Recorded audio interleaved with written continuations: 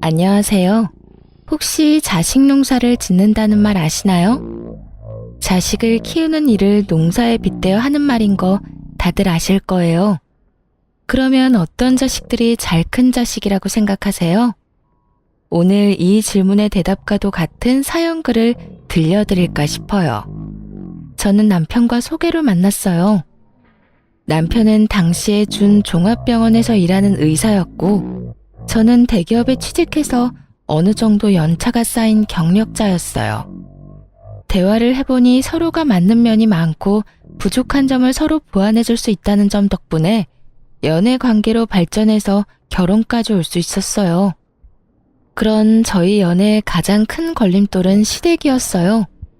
정확하게 말하면 시모 때문이었죠. 시댁은 잘 사는 편으로 시부는 사람 좋은 인상에 싫은 소리를 잘하지 못하는 사교적인 사람이었어요. 그런데 시모는 시부와 정반대였어요. 성미가 괴팍하고 사람을 들들 볶는 면이 있다고 할까요? 자존심이 강하고 자신의 의견을 굽히지 않는 타입이었죠. 내가 자랑하는 건 아니지만 나는 자식 농사 하나는 잘 지었다고 생각하는 사람이야. 어딜 가서 의사 아들의 회계사 딸, 교수 사위 뒀다고 하면 다들 어떻게 자식들 그렇게 잘 키웠냐고 물어보거든. 그러니까 내가 얼마나 이 결혼 이야기에 대해서 낙담하고 있는지 알겠지? 처음 저를 봤을 때 시모가 한 말이었어요. 자식을 번듯이 키워낸 시모의 자부심이 가득한 말이었지만 그 이야기를 듣는 내내 기분이 나빴어요. 제가 급에 맞지 않다고 생각하는 것 자체가요. 엄마, 그만하세요. 제가 이 사람 좋아해서 만나는 거예요. 착하고 이해심도 많고 직업도 좋고. 전 이 사람 아니고는 결혼 안 할 겁니다. 착하고 이해심 많고 직업도 좋은 여자들보다 나는 우리 아들 내조나 잘해줄 좋은 집안 며느리를 원해. 동네에서 장산하는 그런 별 볼 일 없는 집안 자식 말고 내가 그 정도 원하는 게 욕심인 거니? 아들이 의사고 내 딸이 회계사인데 사람들은 수준이 맞는 사람들끼리 어울려야지. 네가 지금은 이렇게 콩깍지 때문에 죽고 못 사네 하겠지만 살아봐라. 내 말 틀린 거 하나 없을 거다. 아가씨가 뭐 하는 사람인지는 모르지만 이미 집안이 우리랑 급이 안 맞아. 결혼 승낙을 맡으러 간 자리에서 들어야 할 말은 아니었죠. 저희 부모님이 들으시면 당장 그만두라고 했을 말들을 들으면서도 저는 남편 하나만 믿고 결혼했어요. 게다가 결혼 허락을 맡으러 오기 1년 전에 아버지가 돌아가시고 유산으로 남긴 제 몫의 7천만 원 중에 이미 5천만 원을 남편이 개원하는데 빌려줬거든요. 어머니, 저희 부모님은 시골에서 음식점 하시지만 저는 수도권의 큰 대기업의 정규직으로 일해요. 연봉도 많고요. 그리고 저희가 절대로 헤어질 수 없는 이유가 있어요. 이 사람 이번에 개원 준비할 때 제가 돈 빌려줬거든요. 헤어지면 지금 당장 그 돈 돌려줘야 하는데 그러면 개원 미뤄야 할걸요? 개원 엄청 좋아하셨다고 들었는데 괜찮으세요? 대기업 연봉에 개원 자금까지 빌려줬다는 말이 시모의 마음을 간신히 돌려놓긴 했어요. 그때 시모의 표정을 잊을 수 없어요. 그 정도면 최소한의 도움은 되겠구나 싶은 표정. 기분이 개떡 같았지만 남편과 시부 때문에 참았어요. 그렇게 결혼하고 저는 무척 바쁘게 지냈어요. 내조를 원하는 시모를 생각하며 바쁘고 힘든 일정에도 남편의 건강과 식사에 신경을 썼죠. 그렇지만 결혼 1년 만에 아이를 가져 육아휴직을 쓴 뒤 다시 출근을 해야 했을 때는 정말 너무 시간이 없었어요. 정신도 없었고요. 애 키우는 부모들은 모두 잘 알 거예요. 애를 키우며 일을 한다는 게 얼마나 힘든지.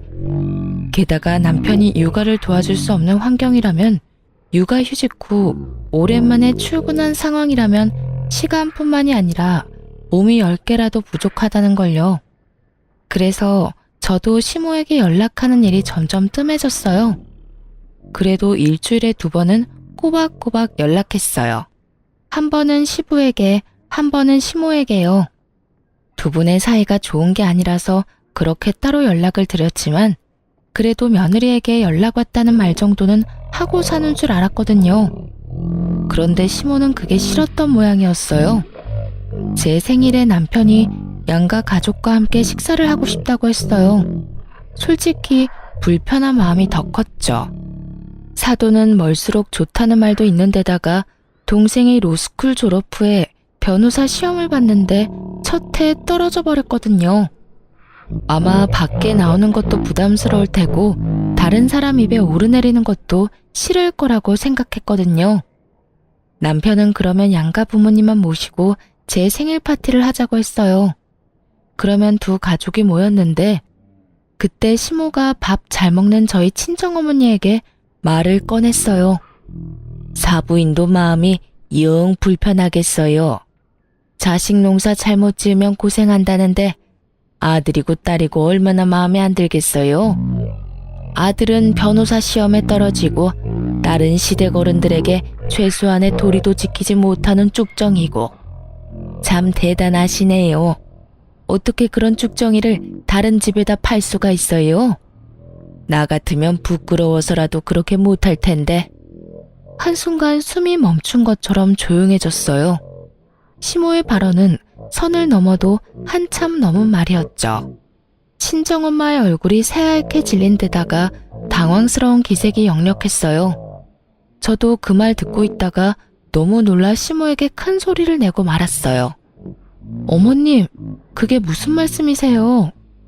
내가 틀린 말 했니?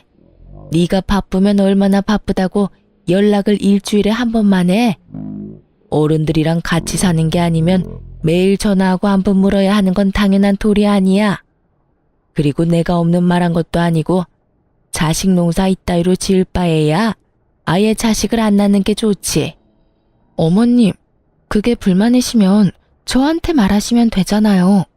꼭 제 생일에 저희 친정 부모님 있는 곳에서 그런 말씀 하셔야겠어요. 그럼 언제 말하니? 네 잘못을 너희 어머니도 알아야 할 것 아니야. 그럼 네가 처음부터 잘하지 그랬어? 제대로 못한 건 너야. 그리고 너 어디서 두 눈 똑바로 뜨고 대드는 거야? 네가 그런다고 내가 무서워할 줄 아니? 시모는 자기 말이 틀림이 없다며 대놓고 저를 저격하며 화를 내기 시작하더군요. 아나 무인이라는 말이 딱 맞는 상황이었죠. 저도 시모에게 당하고 있지만은 않았어요. 남을 비난하고 싶으면 적어도 본인에게는 비난받을 일이 없어야 하는 게 당연한 일이죠.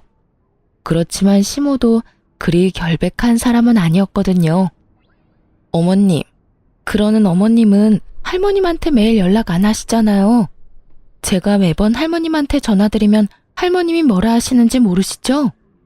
며느리가 면회 한 번, 전화 한 번을 안 한다고 신세 한탄만 하세요. 그런 어머님이 저한테 며느리의 도리라는 걸 가르치신다고요? 제가 시조모를 들먹이자 그제야 시모 입이 뚝 멈추더군요. 시모와 시조모는 사이가 무척 안 좋거든요. 그 때문에 연락도 시부가 한다고 들었으니까요. 그렇게 연락의 중요성을 말씀하시는 분이 그 중요한 걸 안 하면서 저한테만 뭐라 하시는 건 좀 웃기다고 생각하지 않으세요? 그리고 제가 어머님보다야 훨 낫죠. 저는 최소한 일주일에 한 번은 연락하니까요. 1년 365일 연락은 아버님한테만 맡겨놓는 어머님보다는 훨씬 양호한 수준이잖아요. 안 그래요? 뭐? 지금 너 나 가르치는 거니? 나는 지금 너랑 나 사이의 도리를 알려주는 거야. 왜 갑자기 할머니를 끌고 와? 할머니 끌고 오면 네가 이길 줄 알아?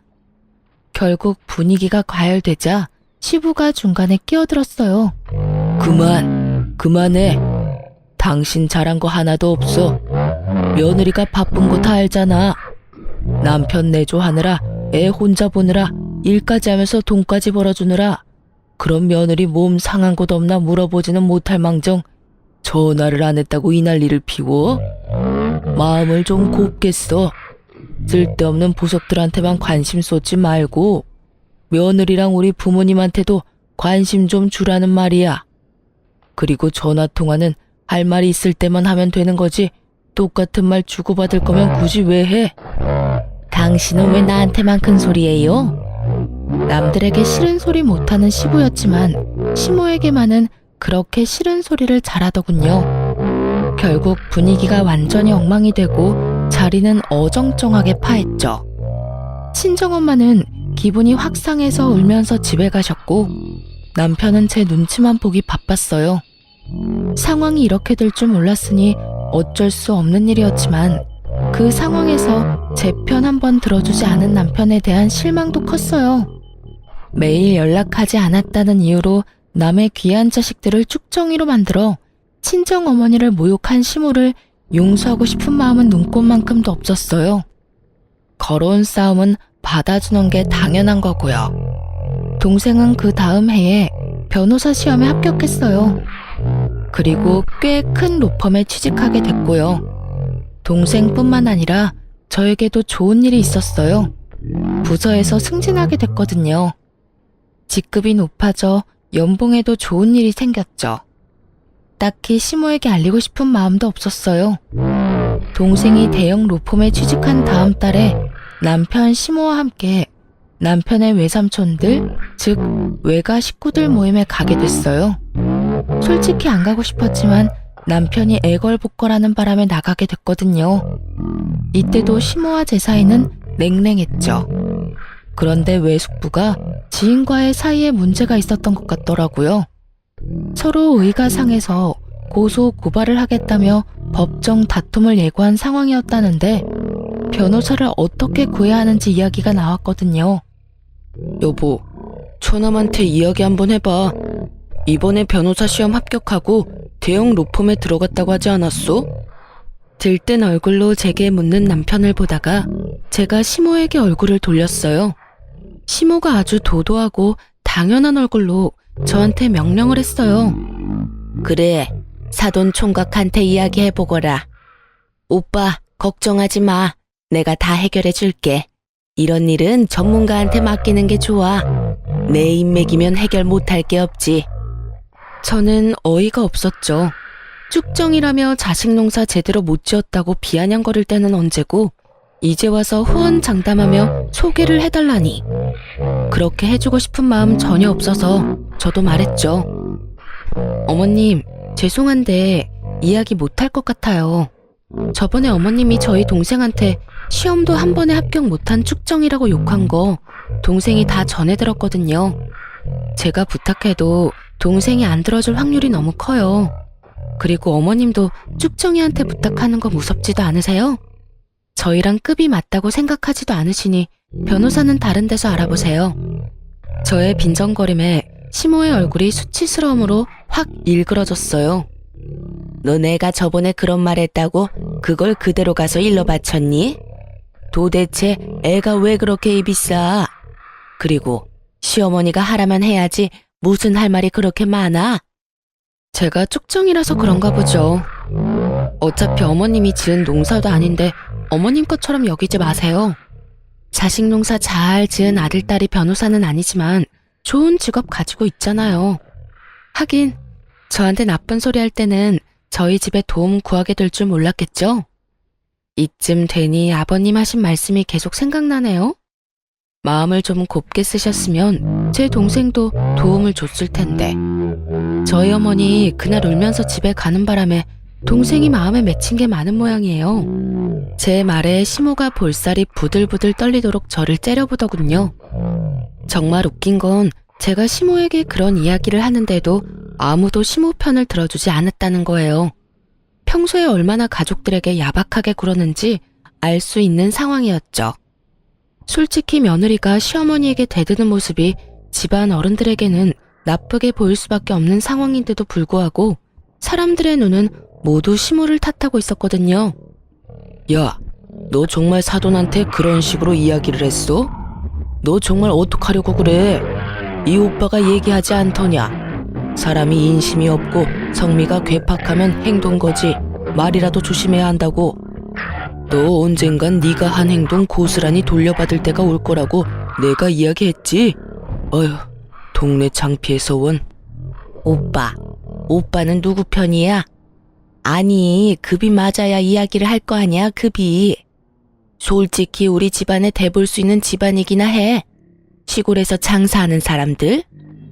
나는 우리 아들이 이런 애보다 더 좋은 며느리 데려올 수 있을 거라고 생각했어. 그래서 내가 그런 말 한 거지. 그리고 틀린 말도 아니잖아. 며느리 꼴랑 대기업 다니는 거 가지고 그거 아무나 다 다녀. 뭐 그렇게 내세울 거 있다고? 대기업을 누가 아무나 다녀? 너 진짜 그 콧대가 한도 끝도 없이 높아져서 어떡하려고 그러냐? 애들 일이고 이미 결혼했어.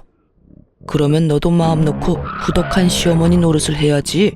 아우, 시끄러워. 잔소리 좀 그만해요. 너희들 볼일 끝났으니까 집으로 돌아가. 시모가 영 그 자리에 있기 불편했는지 저희 보고 나가라고 하더군요. 저보다 시모가 더 불편한 자리였던 것 같더라고요. 그렇게 시모와 헤어지고는 더 이상 연락을 하지 않았어요. 남편에게 단단히 일렀거든요. 시부가 하는 것처럼 앞으로 시어머니와의 대화는 남편이 무조건 책임지고 하라고요. 남편은 제 눈치를 보며 알겠다고 고개를 끄덕였어요. 솔직히 남편 탓이 아니라는 걸 알지만 그래도 실망스러운 건 어쩔 수 없잖아요. 저와 친정 편을 들어주지는 못해도 시모를 말려줄 수는 있을 텐데 그것마저 못하는 남편을 믿고 있을 수만은 없더라고요. 어쨌든 외가 가족들 앞에서 못된 시어머니로 찍힌 시모는 더 이상 저한테 연락을 강요하지는 않았어요. 솔직히 마음은 편했죠. 이렇게 평생 얼굴 안 보고 살면 좋았을 텐데. 그런데 딱히 인생이라는 게 제 마음대로 되지는 않는 거더라고요. 저희의 문제가 아닌 다른 문제로 시모와 다시 연락하게 될 상황이 발생했죠. 저희 결혼 6년 차에 시모가 시부의 내연녀에 대해 알게 됐거든요. 사실 징후가 없었던 건 아니었어요. 시부는 사람 좋은 모습을 하고 있지만 유독 시모에게만은 하고 싶은 말 다 하면서 짜증내는 면이 있었거든요. 신경질적이고 사람을 아래로 보는 그런 시모의 행동이 사람 좋고 둥글게 사는 시부에게는 좋게 보이지 않았던 거라고 생각해요. 그래서 두 분이 싸우는 일이 잦았던 거죠. 솔직히 며느리로 있으면서 두 사람이 서로 크게 간섭하지 않는다는 느낌을 받았거든요. 그리고 시부의 마음이 이해가 안 가는 것도 아니었으니까요. 저도 시모에게 당해본 일이 있으니까 두 사람 사이가 나쁘더라도 그러려니 했죠. 그런데 시부가 다른 여자와 사귀고 있던 걸 시모가 알게 됐어요. 알게 된 계기는 심플하면서도 충격적이었죠.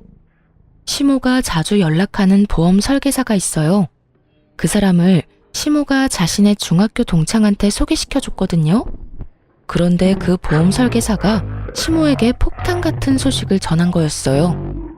바로 그 동창의 생일날 고급 호텔의 비싼 명품 주얼리까지 애인에게 선물 받았다는 걸 알려줬거든요. 저희 시모는 딱 두 가지 좋아하는 게 있었어요. 바로 농사를 잘 지은 자기 자식들과 반짝거리는 주얼리요. 다이아몬드, 루비, 사파이어, 금. 반짝이라는 것이라면 종류를 불문하고 사모으기 바빴던 사람이니까요. 시부가 몇 번이나 사치와 낭비를 줄이라고 단단히 일렀지만 시모는 전혀 개의치 않고 시부의 카드로 열심히 샀다고 하더라고요. 사촌이 땅을 사면 그렇게 배가 아프다는데 별 볼 일 없다고 생각했던 동창이 애인에게 그런 선물을 받았다는 걸 들으니 어지간히 속이 쓰렸나 봐요. 그 동창분은 몇 년 전에 사별을 하신 상태였거든요. 그러니 다 늙어가는 마당에 돈 많은 남자까지 어떻게 잡았는지 궁금할 수밖에요.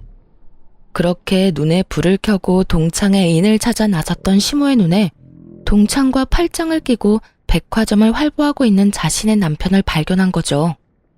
개인적으로 시모가 좋고 나쁘고를 떠나서 그 상황만 놓고 보자면 참 시모가 안 됐다는 생각을 했어요. 하지만 시모의 뇌구조는 저와는 좀 많이 다르더라고요. 예, 네 아빠 바람났어. 그것도 내 동창이랑. 너 이게 말이 된다고 생각하니? 거기다가 살면서 나한테는 반지 하나 사준 적이 없던 인간이 그년한테는 비싼 명품 브랜드의 목걸이 팔찌 세트를 선물했대. 내가 기가 막혀서 줄 거면 지 마누라를 줘야지 왜 그딴 년한테 주느냐고.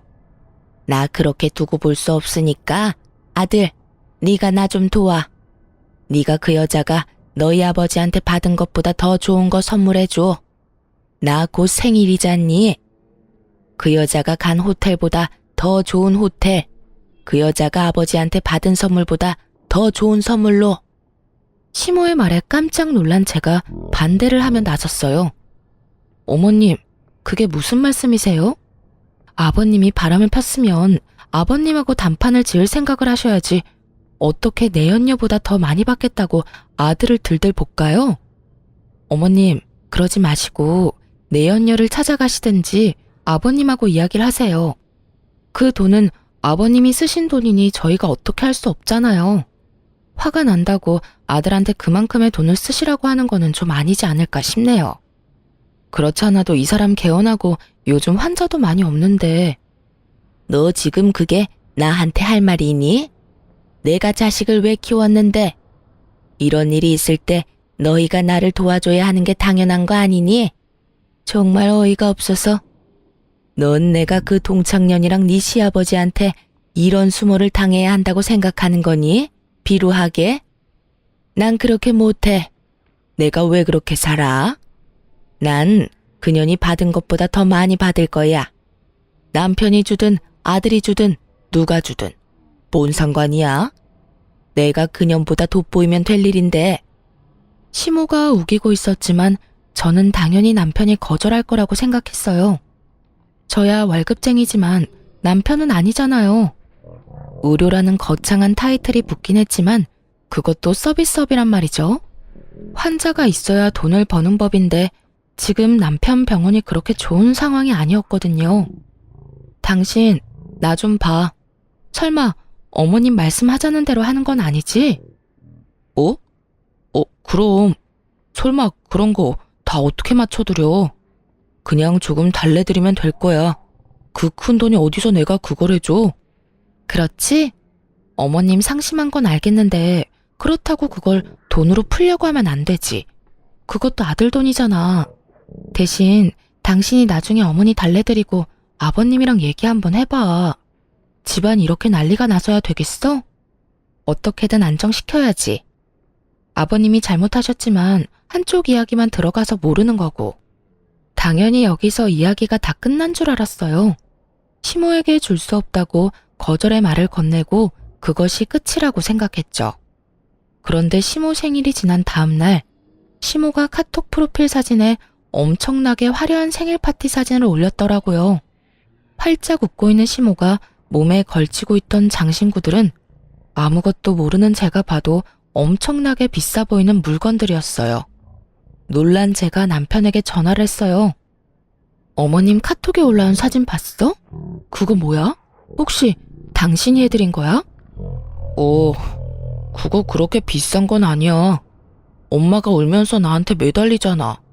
그래서 내가 해드렸어. 당신이 무슨 돈이 있어서? 당신이랑 같이 모은 돈 있잖아. 야, 그게 어떻게 같이 모은 돈이야? 그거 우리 아버지 유산 남은 거잖아. 미친 거 아니야? 그 돈이 어떤 돈인데 그 돈을 써? 벌써 쓴 걸 어떡해? 그리고 넌 우리 엄마한테 그 돈 쓰는 게 그렇게 아까워? 엄마 울고불고 아버지한테 배신당해서 힘든데 그거 하나 못 해주냐고. 이게 어디 헛소리야? 돈 쓰고 싶으면 네 돈을 써야지. 그리고 막말로 아버님이 바람 피워서 힘드신 거야? 아니잖아. 아버지 내연녀가 비싼 거 받으니까 그것 때문에 화나신 거지. 하긴 누가 뭐 때문에 화내든 내 알 바 아니지. 돈 다시 돌려놔. 안 돌려주면 나 절대로 가만히 있진 않을 거야. 한 달 내로 통장 잔고 원상복구 해놔. 제 명의로 된 통장에서 돈을 어떻게 뺀 건지 알고 나서부터는 이혼을 해야 하나 심각히 고민하게 됐어요. 제가 자는 동안 지문으로 제 폰 열고 들어가서 이체시켰더라고요. 이틀에 걸쳐서. 이체 내역 문자로 날아온 거는 다 삭제시키는 치밀함까지. 부부 사이라도 범죄는 범죄잖아요. 그런데 더 웃긴 일이 생겼어요. 제게 사과 한 번 안 하던 남편놈이 시모와 함께 제 눈치를 살살 보며 저를 찾아왔더군요. 그러고는 저를 부엌으로 슬쩍 데리고 가더니 말하더라고요. 여보, 나 당신한테 할 이야기가 있는데 2천만 원 못 갚겠다는 이야기 할 거면 나가. 그게 아니고 돈 좀 빌려줄 수 있을까? 뭐? 무슨 돈? 나한테서 가져간 돈 말고 또 빌려달라고? 엄마가 내 카드로 쇼핑을 좀 했는데 갚을 수가 없어서. 얼마나? 어머님한테 카드는 왜 줬어? 아버지가 카드 끊는 바람에 내 거 줬지. 1,000만 원은 필요한데. 미쳤어? 꽥 소리 지르는 통에 시모가 부엌 쪽으로 오더군요. 여태껏 시모 얼굴이 좋았던 적은 없지만 그날은 정말 뺨이라도 갈기고 싶을 만큼 보기 싫은 얼굴이었어요. 너 우리 아들한테 이게 무슨 짓이야? 미쳤냐니? 내가 우리 아들 얼마나 애지중지 키웠는지 몰라? 그리고 너는 돈도 잘 번다는 애가 이 정도로 돈도 못 갚아줘? 언제는 나더러 대단한 인재인 것처럼 말하더니 너도 별 볼 일 없는 애였네. 어머님, 지금 이 사람이 갖다 쓴 돈이 얼마인지 알고는 있으세요? 저번에 호텔이랑 장신구들 산 돈도 남편 돈이 아니라 제 돈이었어요. 그런데 이번에 또 돈을 빌려달라고요? 전 그렇게 못해요. 저희 아버지 유산으로 받았던 2천만 원 갚기 전까지는 아무것도 못해줘요. 아이고, 그래서 우리 아들이랑 헤어지기라도 하게? 차라리 잘 됐네. 그래, 응? 네가 감히 의사 남편을 어디 가서 만나겠어? 우리 아들이 너 불쌍하게 생각해서 만나준 거야. 그런 주제에 뭐가 어쩌고 저쩌지? 지가 대기업 다닌다고 아주 시어머니를 물로 보나 본데 나도 너 같은 며느리 두고 싶은 마음 눈꼽만큼도 없어. 시모에게 심한 말을 듣고 있는데도 남편 놈은 멀뚱멀뚱 저와 시모를 쳐다보고만 있더군요. 결국 열받은 제가 남편에게 화냈어요. 이게 당신 뜻이야? 어머님 앞세워서 돈 1,000만 원 나한테 빌려가겠다는 게 당신 생각이냐고. 내가 자고 있을 때 내 지문으로 몰래 돈 꺼내간 것도 그렇고 내 돈 함부로 사용하는 것도 그렇고 도저히 생각해봐도 답이 안 나와. 혹시 당신 나하고 이혼하고 싶어서 이런 짓 하는 거야? 그러면 계획대로 잘 됐네. 당신이 하는 행동들 이제 이해하기조차 싫으니까 그냥 깔끔하게 이혼해. 여보, 갑자기 이혼이라니. 별일도 아닌 걸로 무슨 이혼이야. 갑자기가 아니지. 네가 한 짓을 보고 말해. 그리고 네 엄마가 쓴 돈 정도는 네가 알아서 갚아. 마누라한테 손 벌리지 말고.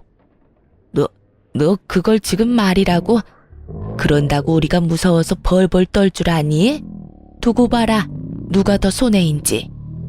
네가 우리 아들하고 이혼하고도 좋은 남자 만날 수 있을 거라고 생각해? 네 주제를 알아.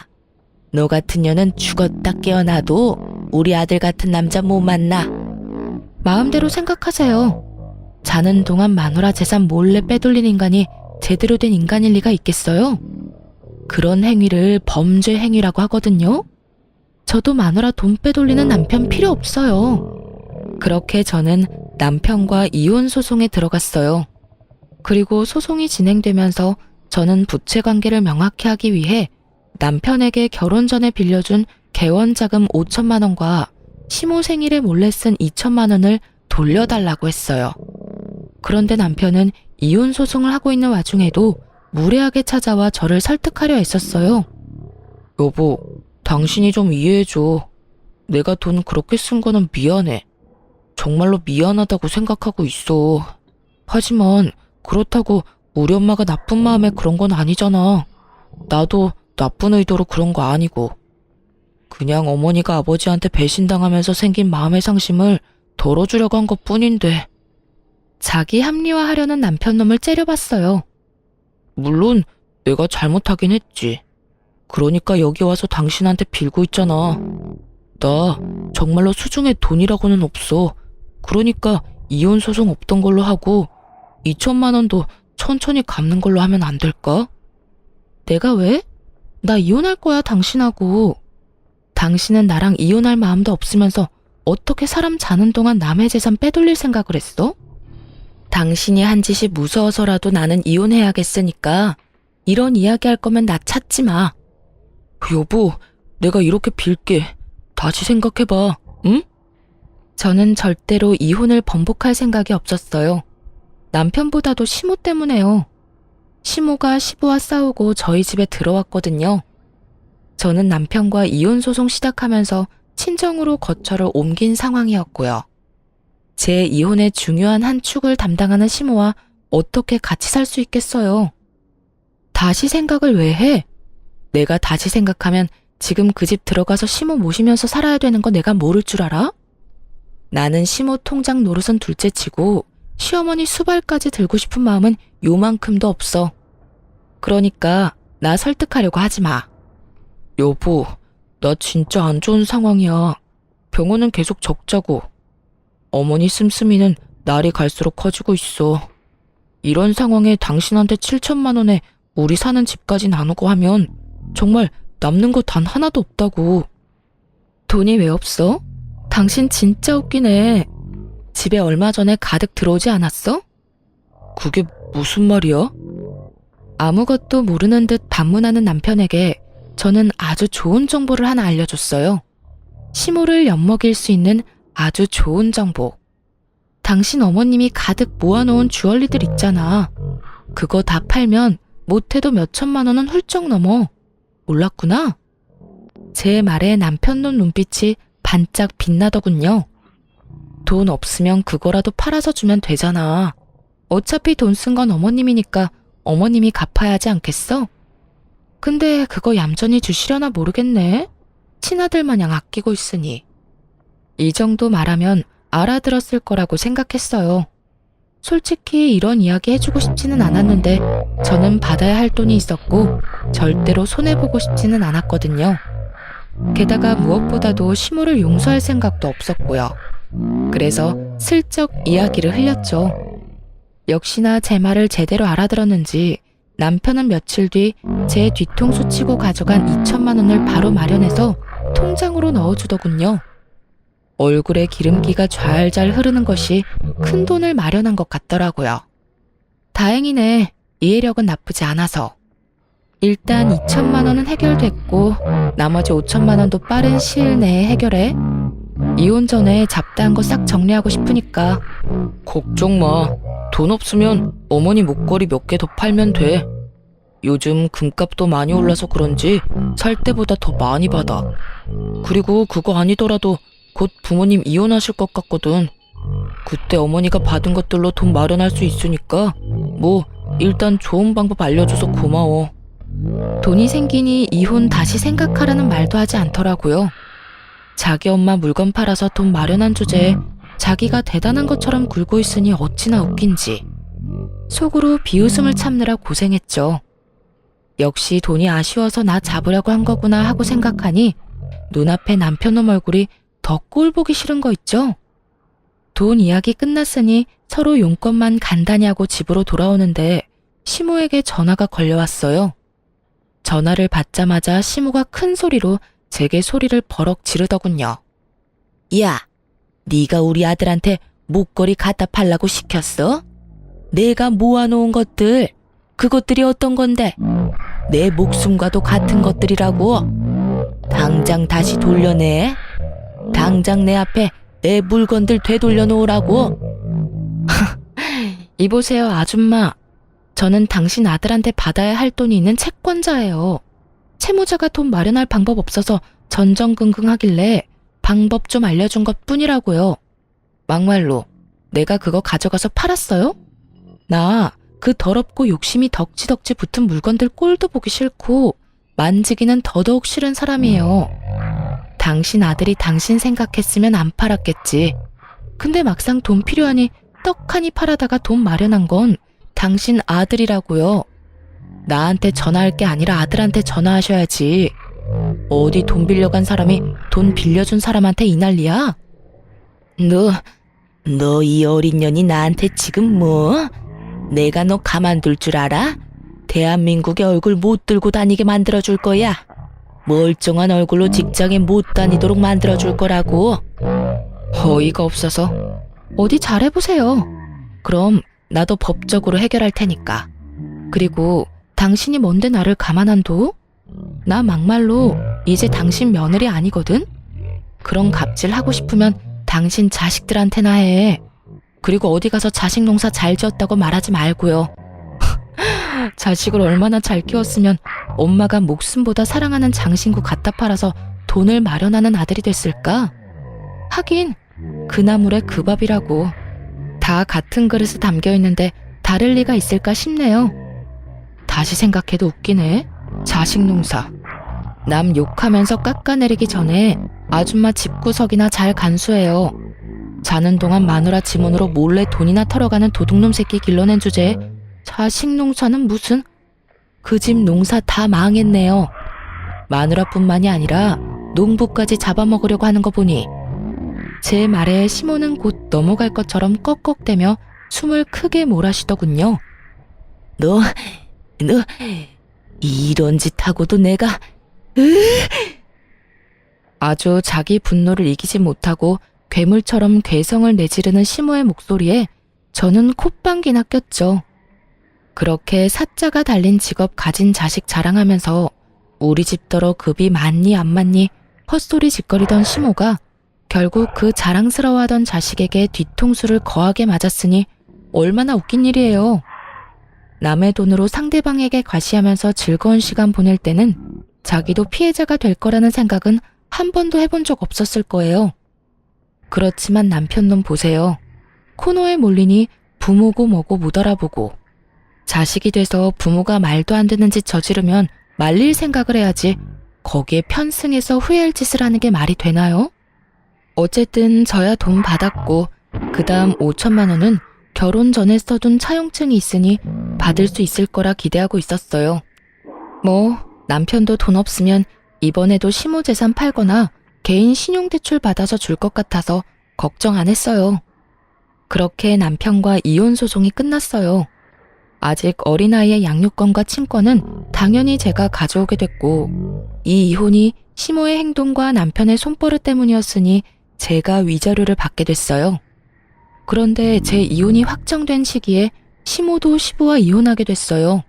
전 남편이 시모가 받을 재산 분할에 아주 신경을 바짝 쓰고 있더군요. 그거 결정돼서 나오면 저한테 5천만 원과 위자료 주고 깔끔하게 헤어지자고요. 부모 돈을 자기 돈처럼 생각하는 놈을 보니 얼마나 웃기던지. 그런데 희희낙낙 아주 즐거운 시간을 보내던 전 남편이 몇 달 뒤에 그늘이 한껏 드리워진 얼굴로 저를 찾았어요. 그리고는 제 앞에서 또 무릎을 꿇고 빌더라고요. 여보, 돈 조금만 더 늦게 마련해주면 안 될까? 지금 상황이 크게 좋지가 않아서. 그건 당신이 알아서 해야 할 일이지. 돈 갚을 수 있다면서 호언장담할 땐 언제고 이제 와서 이래? 분명히 부모님 이혼하면 돈 생긴다고 하지 않았어? 그런데 갑자기 왜 돈을 못 갚겠다는 건데? 위자료는? 양육비는? 안 되면 분할 납부라도 해. 나도 일이 이렇게 될 줄 몰랐으니까 그러지. 아버지 재산이 좀 있는 데다가 아버지가 바람 피워서 이혼하는 거라 당연히 엄마한테 재산 분할돼서 올 거라고 생각했지. 그걸로 당연히 급한 내 사정부터 해결하려고 했고. 그런데 아버지 재산의 대부분이 없어졌더라고. 상간녀 앞으로 아버지가 벌써 오래전에 옮겨놨던 거야. 게다가 더 웃긴 건 뭔지 알아? 우리 엄마가 아버지 카드로 사들인 주얼리 있지? 그거 귀금속들도 재산 분할 대상에 들어가더라고. 결국 엄마가 가진 귀금속들 때문에 도리어 재산 분할해서 엄마가 불리해지더라고. 그렇게 많이 사모았는지 몰랐어. 그래서 지금 우리 엄마한테 남은 거라고는 지금 사는 집 전세금 일부 정도고, 그거라도 남기려면 엄마가 가진 물건들 팔아서 아버지에게 도리어 돈을 더 줘야 할 판이야. 더 환장할 일은 아버지가 이혼 사유로 그 귀금속 사들이는 데 든 돈과 엄마 낭비벽을 콕 집어 말하는 바람에 위자료도 원하는 만큼 못 받게 됐다는 거야. 남 보기에 부끄러워서 이거 어디 가서 하소연하지도 못해. 솔직하게 말하자면 시부모의 이혼이 시모에게 좋은 방향으로 돌아갈 거라고는 생각 안 했어요. 시부에게 불리한 상황이지만 그만큼 시모의 낭비벽도 대단했으니까요. 그래서 처음부터 남편 계획대로 될 것 같지는 않더라고요. 그런데 머리를 쥐어뜯으며 짜증을 삭이며 말하는 전 남편을 보니 솔직히 어이가 없더군요. 자기 이혼 위자료와 부채를 해결하려고 시모를 이용하려고 한 놈이 시모가 받을 돈이 많지 않다는 걸 알고서 짜증을 내다니. 그래서 지금 당신 부모님 이혼이 당신 생각대로 되지 않아서 내 돈을 못 갚겠다는 이야기야? 당신이나 당신 어머니나 똑같네? 당신이 쓴 돈이야. 그럼 당신이 갚아야지.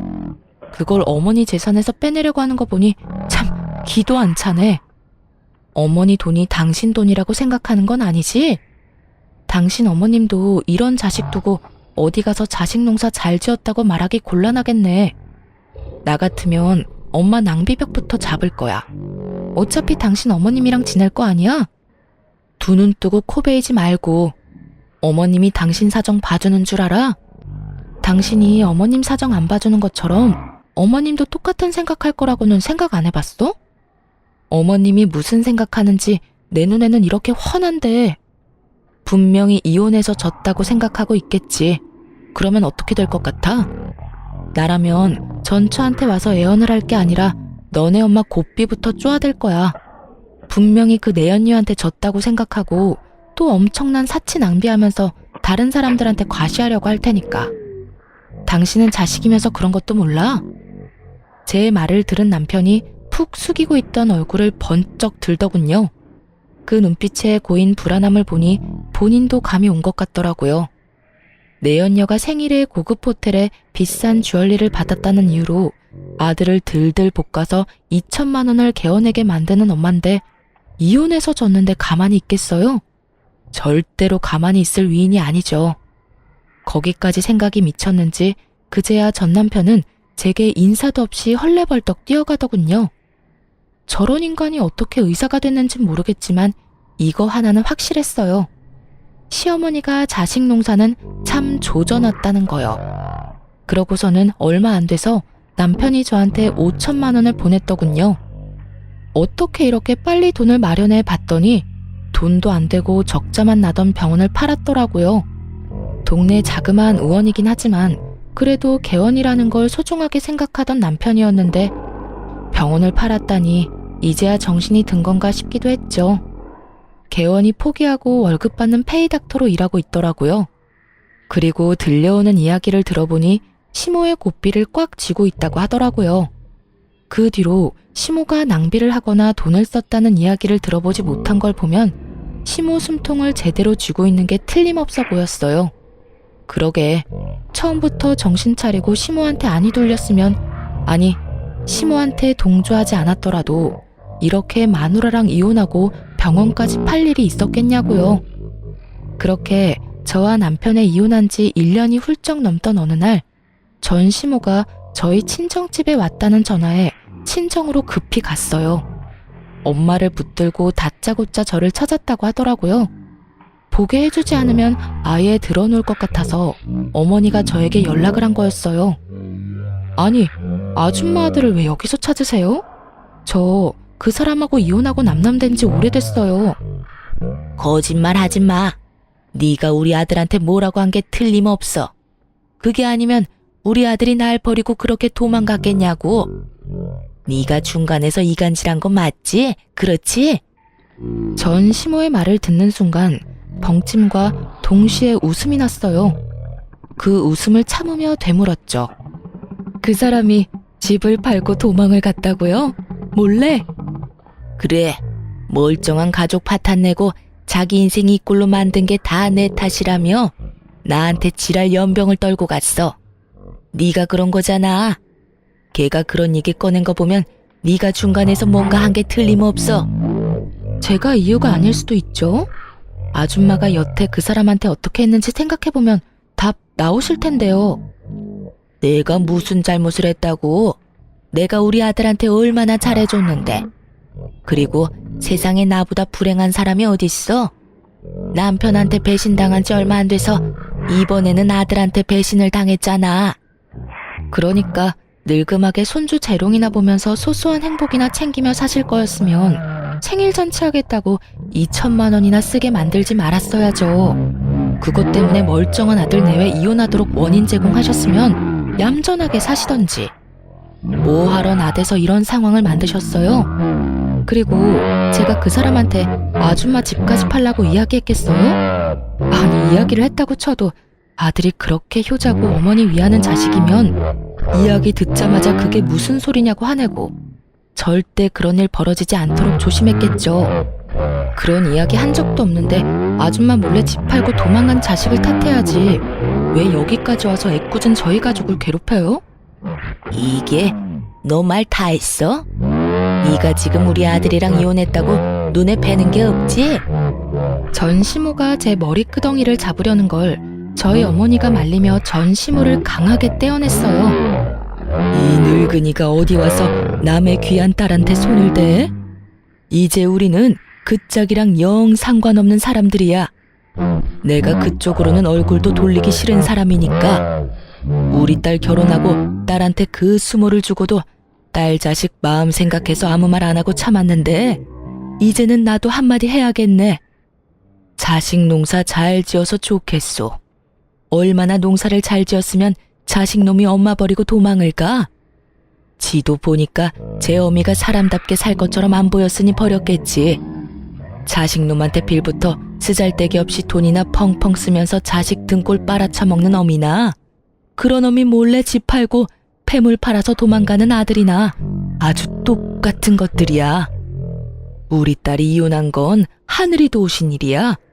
그러니 여기까지 와서 헛짓거리하지 말고 도망간 자식이나 열심히 찾아다녀 이 여편네야.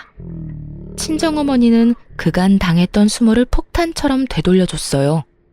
전 시모는 친정엄마의 말을 들으면서 입만 벙긋거리며 말도 제대로 못하더군요. 그렇게 내쫓으니 더 이상 저희에게 연락조차 하지 않더군요.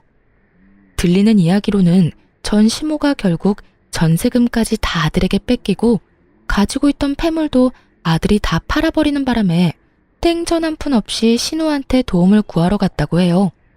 그런데 신우가 그런 시모를 곱게 볼 리는 없죠. 아버지랑 이혼하면서 재산 찢어진 것도 화가 날 일인데 그나마 분할받은 재산도 지키지 못하고 아들한테 다 갖다 바쳤다면서 왜 자기한테는 돈 한 푼 물려주지 않았냐고 말이죠. 시모가 힘들어할 때마다 돈을 조금씩 마련해서 줬다는 걸 저도 잘 알고 있었는데 이제와 돈 없고 백 없으니 구박을 하며 못 살게 구는 것이 참 자식들이 왜 저리 컸나 싶더군요. 솔직히 신우 이야기 듣는데 아주 섬뜩하더라고요. 제 자식은 그런 인간들로 키우지는 말아야지 싶었어요. 자식 농사 잘했다며 자랑하던 시모는 결국 신우 집에서도 쫓겨나서 시모의 큰오라버니 집에서 겨우 몸만 의탁하며 지내고 있다고 하더군요. 이혼하고 재혼은 생각하지 않고 있어요.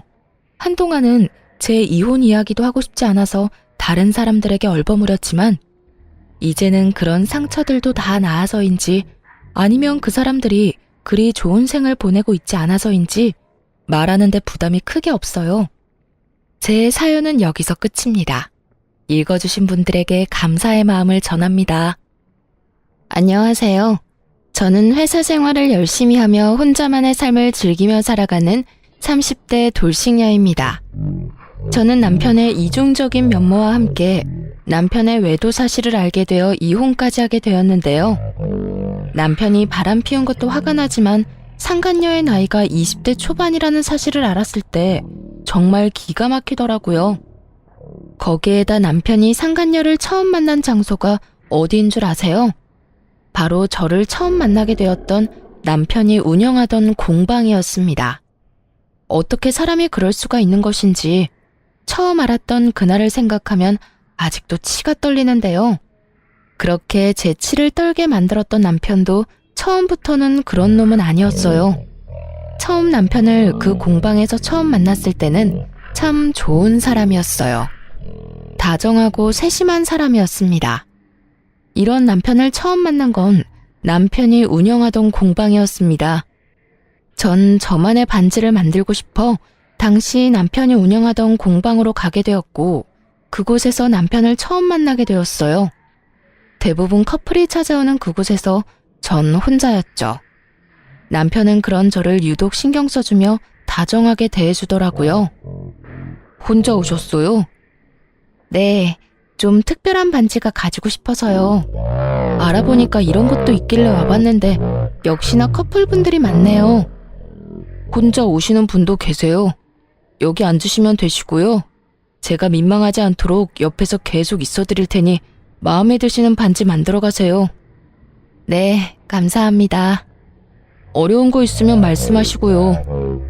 남편은 이렇듯 혼자 온 제가 민망하지 않도록 반지를 만드는 내내 저를 많이 신경 써주더라고요.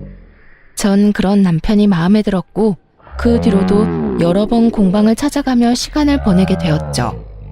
그렇게 저흰 시간을 보내다 특별한 인연이 되었고 그 인연으로 결혼까지 하게 되었습니다.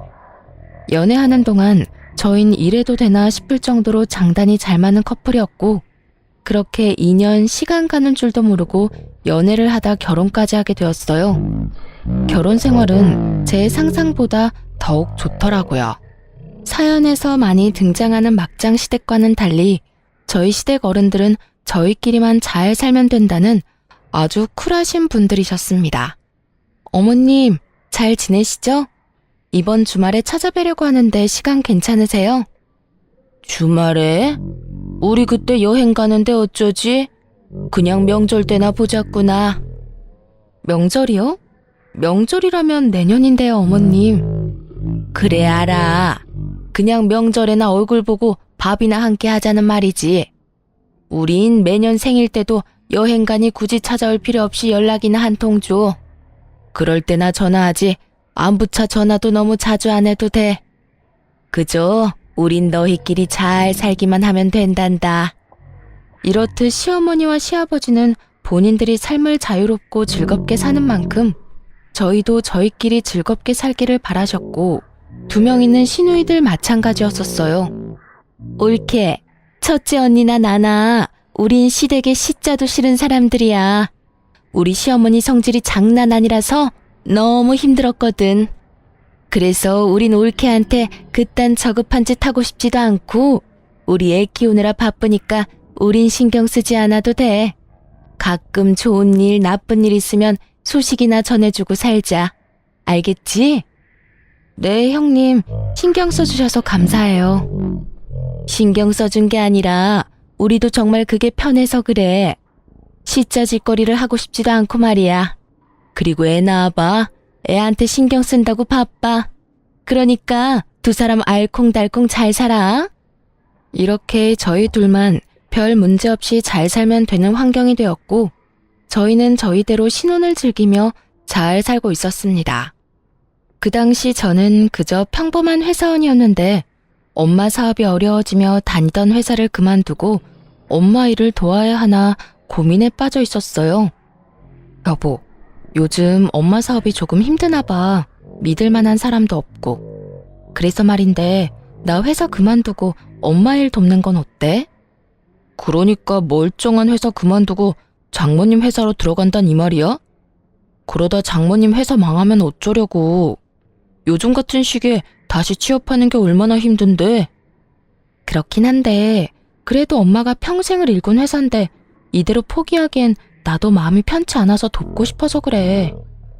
당신이 그렇게까지 말한다면 굳이 말리지는 않는데 우리 돈 관리 따로 하고 있는 거 알지? 혹시나 힘들어지더라도 나한테 뭐 바라고 그러지 마. 혹시나 생활비 부족하면 그건 내가 어느 정도 사정을 봐주긴 하겠지만 알다시피 나도 요즘 당신 도울 처지는 못 돼. 그러니까 나한테 바라지 않을 자신 있으면 회사 그만둬도 돼. 남편의 말이 섭섭하긴 했지만 냉정하게 본다면 틀린 말은 또 아니었기에 따지고 들 것도 없었어요. 알겠어. 그러면 당신은 내가 원래 내던 생활비만 잘 내면 나 편한 대로 해도 된다는 말이지? 뭐 그런 뜻이긴 하지. 정 당신이 힘들면 조금 덜 내는 건 괜찮지만 내가 우리 생활을 다 책임지는 건 힘들다는 말이야. 혹시 섭섭한 건 아니지? 섭섭하긴 당신 사정 내가 잘 아는데 뭘. 일단 알겠어. 조금 더 고민해보고 결정 나면 이야기할게. 전 알겠다고 하며 더 깊게 고민하게 되었고, 고민한 결과 결국 회사를 그만두고 엄마를 돕기로 했습니다. 같은 업계 일을 했던 터라 회사 일은 금방 적응이 되었고, 문제가 일어나고 있는 곳부터 차근히 문제를 해결해 나가느라 눈코 뜰 새 없는 시간을 보내고 있었어요. 그래서 집안과 남편에게 이전처럼 신경을 쓰지 못하고 있었고, 제 사정 때문에 남편을 혼자 두는 것 같아 남편에게 미안한 마음을 드러내자 남편은 오히려 괜찮다고 하더라고요. 여보, 내가 요즘 바빠서 당신한테 너무 신경 못 썼지? 미안해. 내가 일 정리 좀 되면 당신하고 집에 신경 더 많이 쓸게. 아니야, 난 괜찮으니 당신은 장모님 회사 일에 집중해. 내가 애도 아니고 나 혼자도 잘 해내고 있어. 그러니까 그런 말 안 해도 돼? 고마워. 남편은 오히려 절 안심시켜주며 일에만 신경 쓰라고 했고, 전 그런 남편 덕분에 일에 집중하며 지낼 수 있었어요. 생활비는 따박따박 잘 내고 있었기에 남편이 크게 저에게 화를 낼 일도 없었고, 제가 늦는 부분도 남편이 이해를 해주니 일의 능률도 올라가더라고요. 하지만 일이 능률이 올라간다고 해서 어렵던 회사가 한순간에 좋아지지는 않아서 저는 더욱 바빠지고 있었죠. 그렇다 보니 퇴근은 점점 늦어졌고, 제가 퇴근하면 늘 집에 있던 남편이 어느 순간부터 없는 날이 많아지더라고요. 일이 많이 늦어지면 9시를 넘길 때도 있었는데 남편은 11시에 들어오는 날도 생겨났어요. 여보, 요즘 당신 무슨 일 있어? 아니, 없는데? 왜? 당신도 퇴근이 늦어지길래 혹시나 무슨 일 있나 해서. 아, 집에 일찍 와도 당신이 없으니까 나도 밖에서 시간 보내다가 와.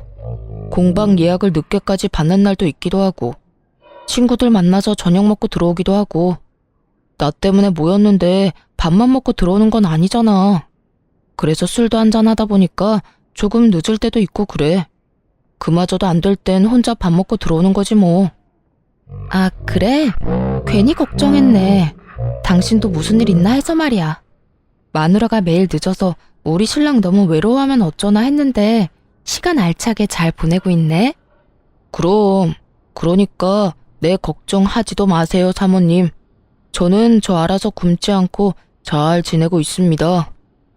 남편은 일을 하거나 친구들을 만나며 시간을 보내고 있다고 했고, 전 그런 남편의 말을 한치도 의심하지 않고 믿었습니다.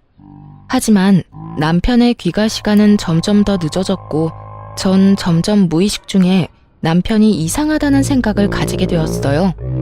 친구들을 만나는 것도 하루 이틀이지 매번 11시를 넘기는 남편이 이상해 보인 건 당연했죠. 하지만 무작정 이상하다고 생각하기엔 또 그런 것이, 남편이 절 대하는 다정한 말투와 눈빛은 그대로였기에 여러모로 혼란스러운 상황이기는 했습니다. 여보, 이거 받아. 이게 웬 꽃이야? 너무 예쁘다. 오늘 무슨 날인가? 아니지? 아니야. 그냥 퇴근하고 오는데 너무 예뻐서 샀어. 당신 꽃 좋아하는데 자주 못 사준 게 미안해서. 너무 고마워. 당신 때문에 나 진짜 행복하다. 이런 남편이 또 어디 있을까? 너무 감동이야. 이 정도로 감동은 무슨? 가끔 사다 줄게. 당신 좋아하는 모습 보니까 나도 좋다. 얼른 씻고 쉬어, 피곤할 텐데. 이렇게까지 하는데 다른 쪽으로 가던 생각도 다시 돌아오지 않겠어요? 하여튼 이런 남편의 행동 때문에 저 역시 남편의 늦어지는 귀가 시간에 대해선 크게 잔소리하지 않았어요. 오히려 그땐 바쁜 저를 질책하지 않고 혼자 시간을 보내는 남편에게 고마운 마음마저 하고 있었었던 것 같아요. 그렇게 서로 바쁘게 지내던 어느 날, 남편이 할 말이 있다며 오늘 일찍 들어올 수 있냐고 물어오더라고요. 저는 무슨 일인가 싶어 급한 일만 마무리하고 집으로 돌아갔고, 남편은 저에게 조심스럽게 말을 꺼내기 시작하더군요. 여보, 다름이 아니라 나 공방을 좀 더 오픈된 곳으로 옮기고 싶어.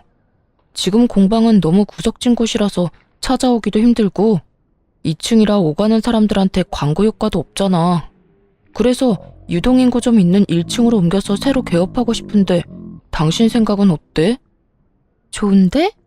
통유리로 하면 더 좋겠다. 오가는 사람들이 공방 안에서 뭐 하는지 궁금해서 한 번 더 시선도 갈 거고. 그런데 그런 상가는 세가 비쌀 텐데 괜찮겠어? 여유 자금이 좀 있는 거야? 정말 좋은 생각이라고 생각했어요. 남편이 운영하는 공방은 너무 외진 곳이기도 했고 건물도 낡아 저도 처음 예약을 했을 땐 선뜻 발을 들이기가 꺼려지는 부분도 있긴 했거든요. 그런 공방을 옮긴다고 하니 반대할 이유가 없었죠. 그러면서 따라오는 생각은 당연히 돈이었고 당연히 자금에 대한 계획이 있으니 말을 꺼낸 것이라 생각했는데 남편의 계획은 제 예상과는 전혀 다른 계획이었어요. 그래서 하는 말인데 장모님 상가 하나 있잖아. 그거 나한테 저렴하게 사주면 안 될까?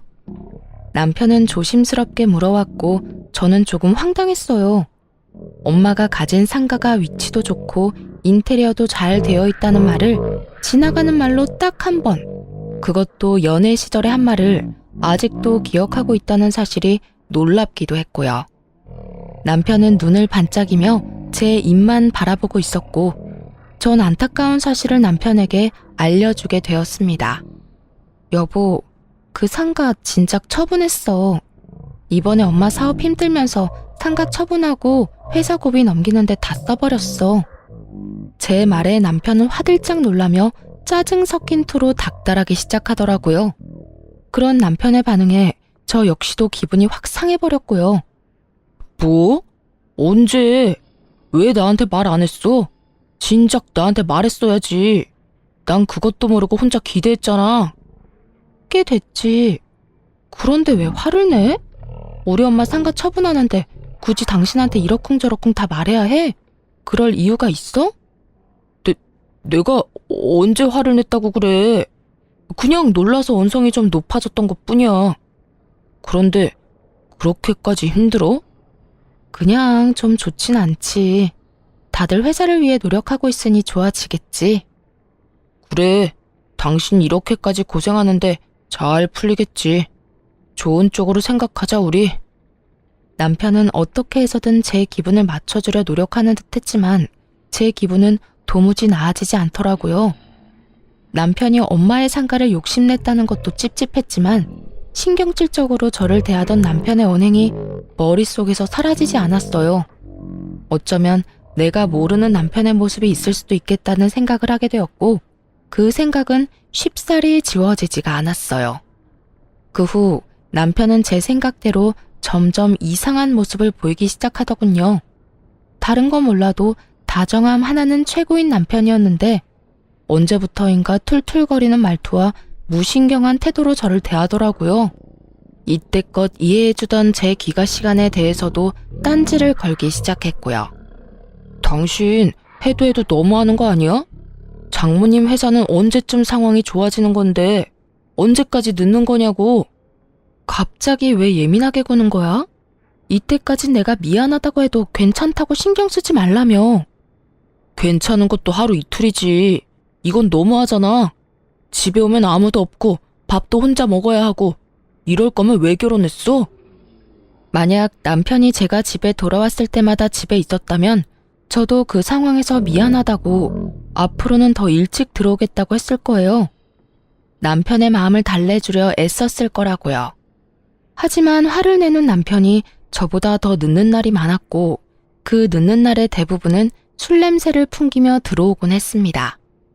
그런 인간이 저딴 말을 하니 참 기가 막히더라고요.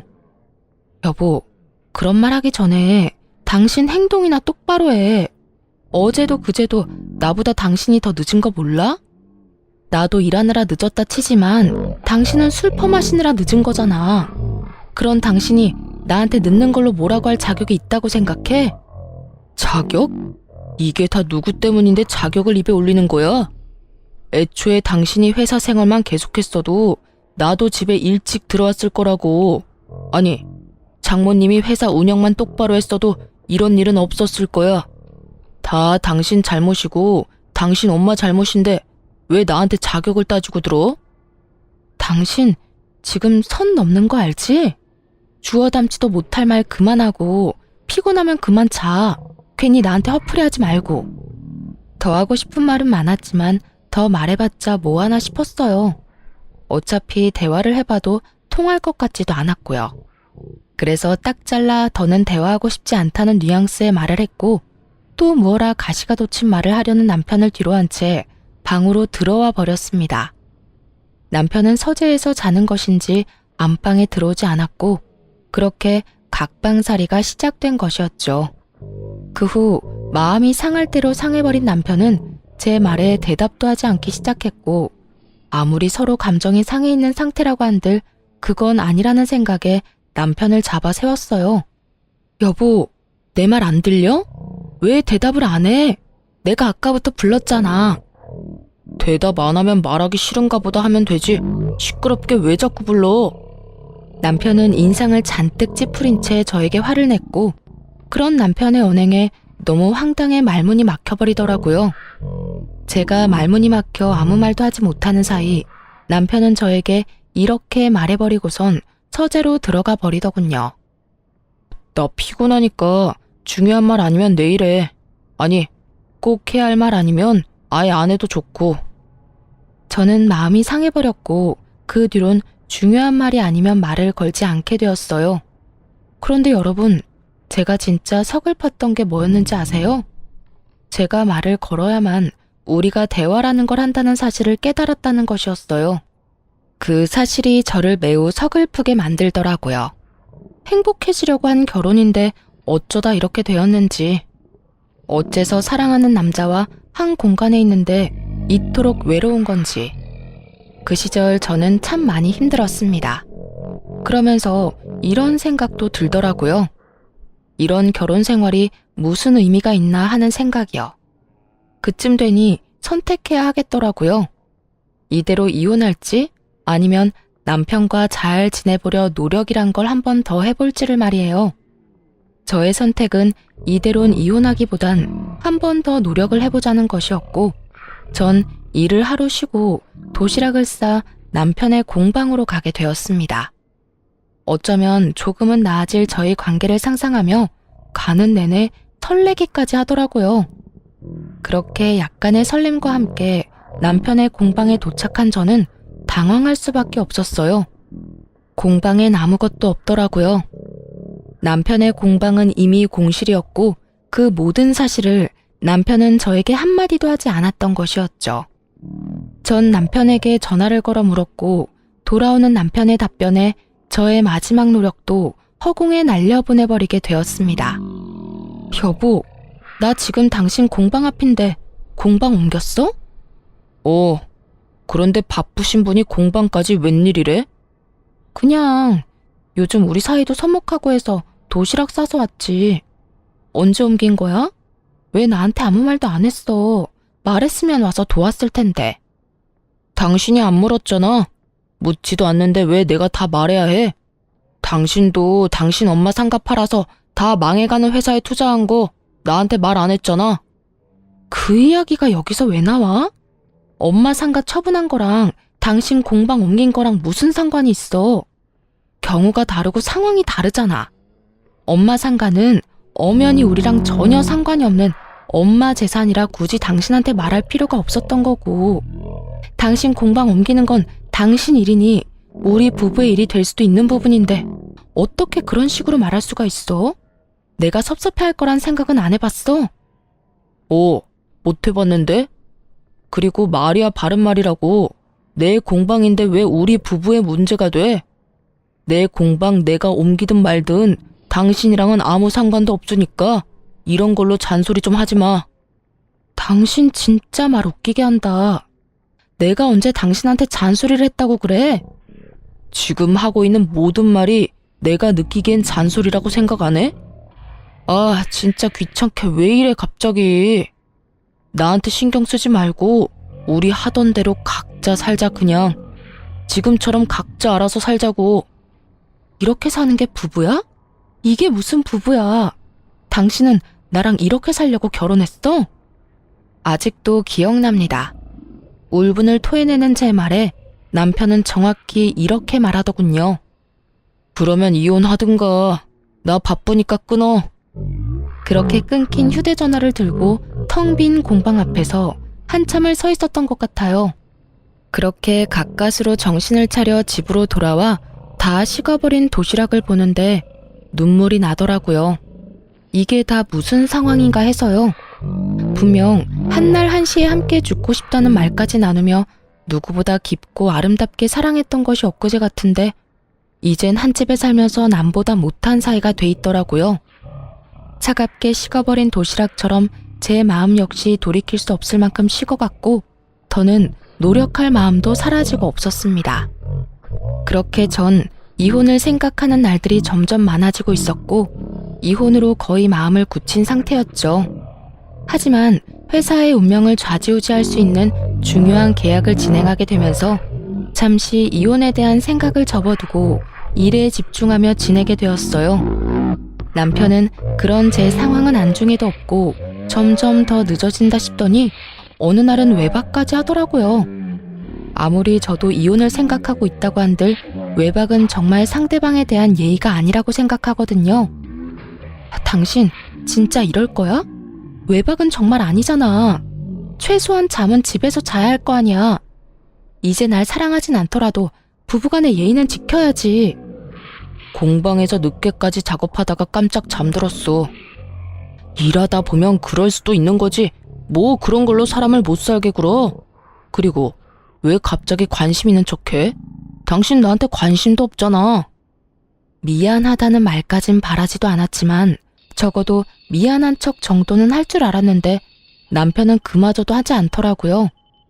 남편 놈의 그 성의 없는 변명을 들으며 전 남편의 외도를 직감하게 되었고 그렇게 남편에게 사람을 붙여 뒷조사를 시작했습니다. 조사 결과 남편은 저의 예상대로 외도를 저지르고 있던 것이 맞더라고요. 외도 사실보단 충격적인 건 두 사람이 만난 시기였어요. 남편은 저에게 꽃을 사다 주며 다정하게 대해주던 그때도 상간녀를 만나는 상태였더군요. 아마 저와 상간녀 사이에서 고민하던 남편은 친정엄마의 상가를 처분했다는 말을 듣고 친정이 아예 망해버렸다고 생각했는지 아예 노선을 상간녀에게로 정해버린 듯 했습니다. 남편분하고 상간녀는 공방에서 처음 만난 사이 같습니다.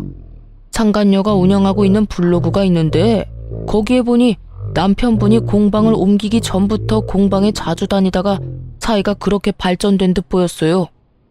블로그 주소도 보내드릴 텐데 거기 보면 처음 상간녀가 공방에 다녀온 날짜, 언제부터 두 사람이 만난 것인지, 지금은 어느 정도로 깊은 관계를 유지 중인지 다 적혀 있더라고요. 자세한 건 블로그에서 보시고 함께 있는 사진은 따로 보내드릴 테니 확인해 보시고 더 궁금한 점 있으시면 연락해 주세요. 그럼 또 연락 드릴게요, 사모님. 상간녀는 별다른 직업은 없고 남편의 공방에서 주로 시간을 보내며 개인 블로그를 운영하고 있고 그 수입으로 생활을 하고 있다고 하더군요. 흥신소 직원분이 알려준 블로그를 살펴보니 그야말로 가관이었습니다. 남편의 공방을 남자친구의 공방이라고 소개하며 홍보성 글도 많이 썼더라고요. 그리고 협찬으로 제공받은 곳엔 함께 다니며 데이트를 즐기기도 했고 커플 반지를 직접 만드는 영상과 함께 사진을 올리기도 했고요. 그런 두 사람의 모습을 본 사람들은 저마다 입을 모아 잘 어울린다며 꼭 결혼하셨으면 좋겠다는 댓글들이 줄지어 달리고 있었고요.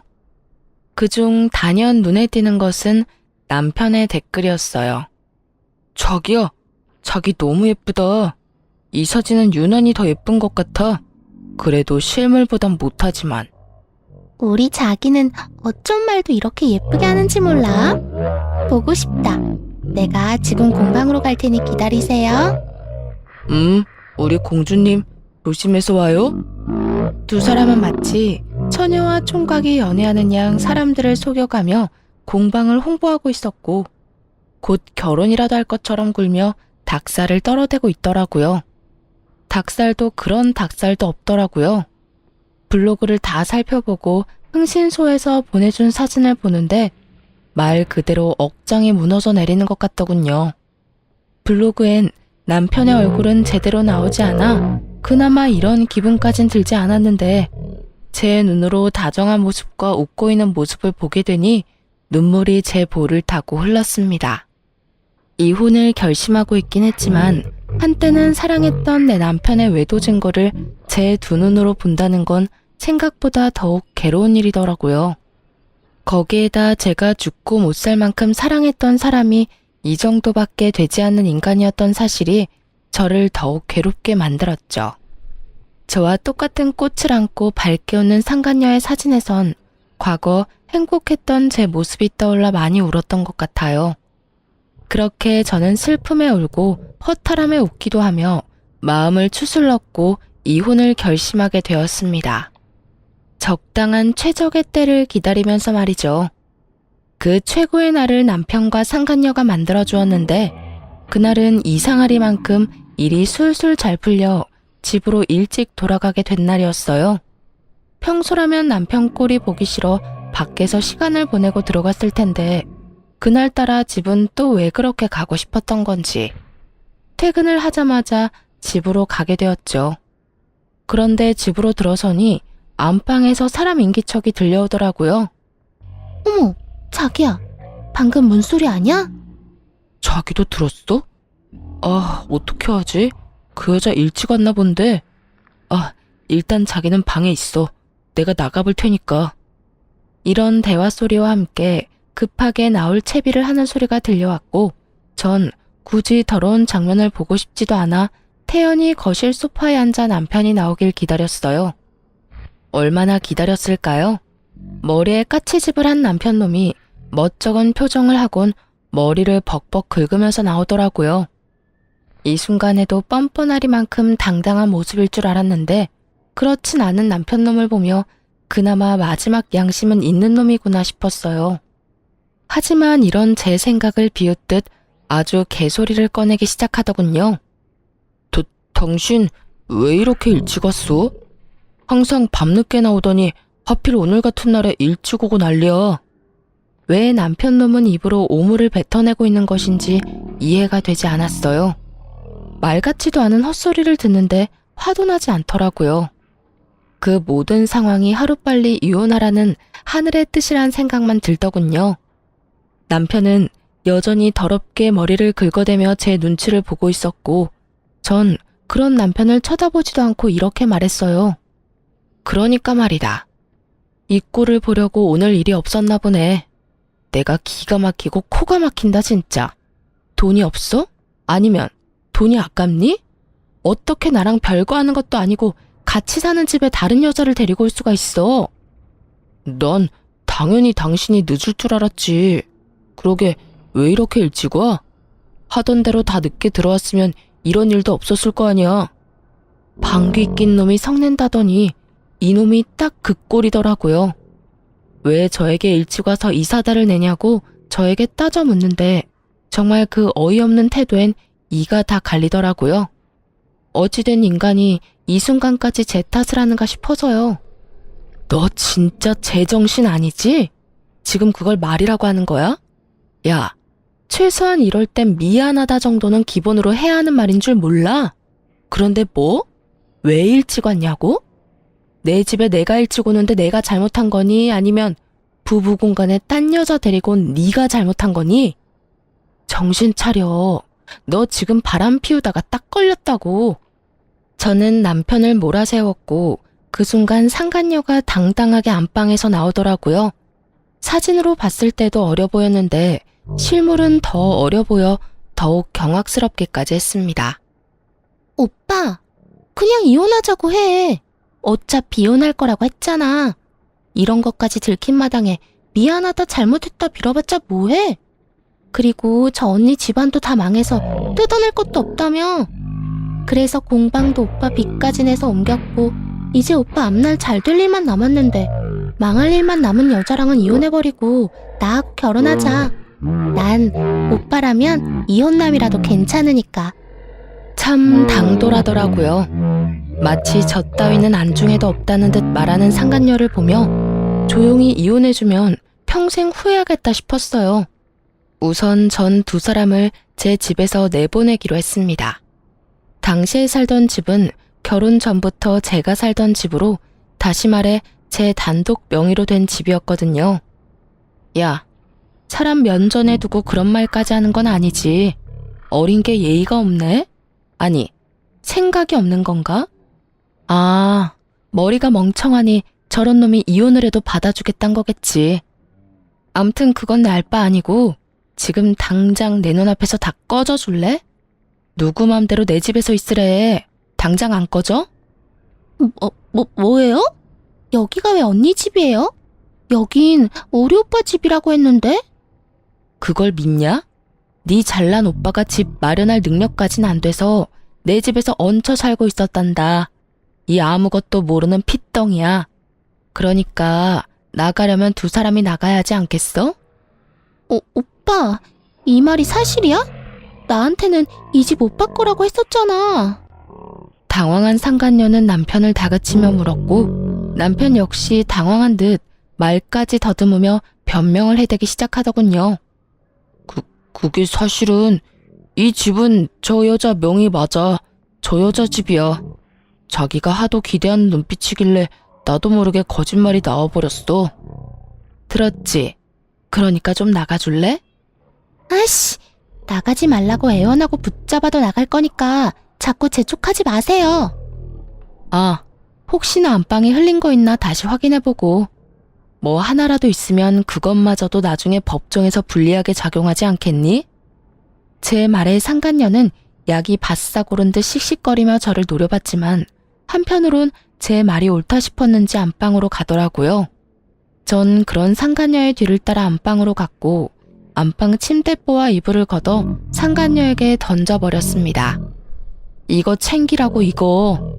여기 뭐가 얼마나 묻었을지 아무도 모르는데 이걸 빼놓고 가면 어째? 난 더러워서 이딴 입을 필요 없으니까 가져가서 빨아 쓰든 삶아 쓰든 알아서 해. 참고로 그거 비싼 거니까 버리지 말고 살림에 잘 보탰어. 상간녀는 몸까지 떨며 이불을 바닥에 내동댕이 쳐버렸고 남편이 허겁지겁 달려와 그 이불을 챙기더라고요. 자기야, 이 이불은 우리가 챙기는 게 좋을 것 같아. 혹시 모르잖아. 머리카락도 있을 테고. 내가 이렇게 챙기면 되니까 자기는 흥분 좀 가라앉히고 이만 가자. 갈 거야. 가면 될 거 아냐. 언니, 아니, 아줌마, 이까지 집 나가줄 테니까 남편도 없는 집에서 잘 사세요. 아줌마 남편은 내가 데리고 가서 행복하게 잘 살 테니까. 집만 있으면 뭐래? 남편도 뺏기고 이혼녀 된 마당에 평생 집이나 끌어안고 살면 되겠네. 오빠 가자. 나 배고파. 가면서 맛있는 거 사서 가자. 그래, 우리 공주 먹고 싶은 거 다 사서 가자. 끝까지 저를 기만하며 집을 떠나는 두 사람을 보며 지금 많이 행복해지리라고 생각했어요.